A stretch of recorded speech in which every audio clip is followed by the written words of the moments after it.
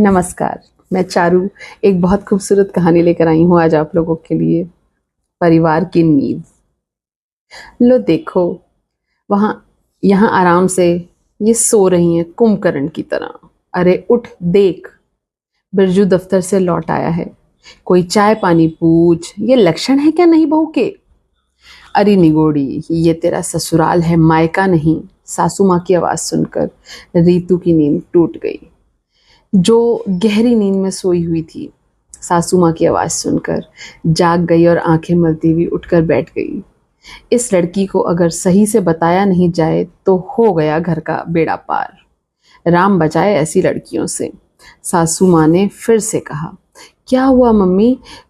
छोड़ो, थकावट से आंख लग गई होगी रीतू की। बिरजू माँ को समझाने लगा। चुप कर, बड़ा आया बहू का पक्ष लेने वाला।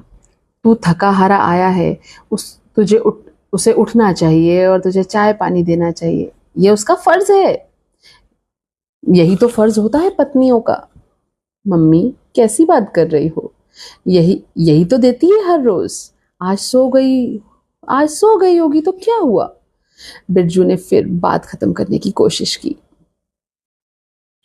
हाँ, ये उसका मायका थोड़ी है जो। मायका तो तुम्हारा भी नहीं है, बिरजू के पिता बोले। हाँ, यह घर वैसे तो तुम्हारा भी नहीं है, ससुराल ही है ना। ये आप क्या कह रहे हैं जी? सही कह रहा हूँ। तुमने भी अपने ससुराल को अपनी मेहनत और लगन से अपना घर बनाया है, मेरी माँ और बाबूजी का दिल जीत कर। वैसे ही रीतू बिटिया को भी कुछ वक्त दो। और यह क्या है? यह तुम्हारा ससुराल है, मायका नहीं बोलती रहती हो। जब तक तुम बहू को इस घर में अपना घर नहीं समझने दोगी, उसका मन भला कैसे लगेगा? अरे यहाँ भी उसको वैसे ही रहने दो जैसे अपने घर में रहती थी, फिर देखना धीरे धीरे सब समझने लगेगी। अभी थोड़ी देर पहले मुझे तुम्हें चाय देकर गई थी ना। हो तो सकता है थकावट में शायद आंख लग गई हो। हाँ हाँ, चढ़ा लो सिर पर। तुम सब चढ़ा लो उसे सिर पर, लेकिन बाद में पछताओगे देखना। यह सब ये जब यह अपनी मनमानी करेगी। ये कैसी बहकी बहकी बातें कर रही हो तुम? यहाँ जन्म लिया, बचपन बीता, वह उस घर परिवार को छोड़कर हमारे यहाँ अजनबियों के बीच आई है,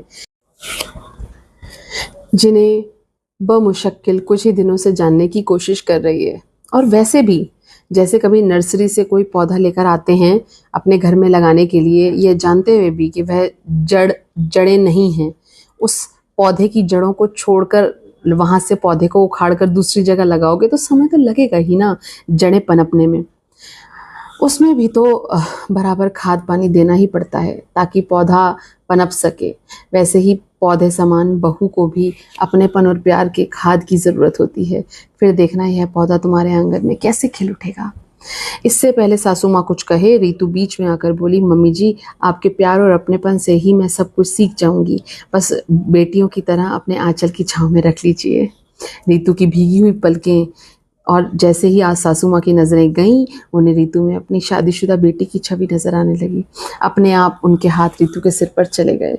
उन्होंने खींचकर रीतू को सीने से लगा लिया। प्यार का स्पर्श पाते ही दोनों का चेहरा फूलों सा खिल उठा। वहीं दूसरी ओर खड़े पिता पुत्र की आंखें भी खुशियों से भीग रही थीं।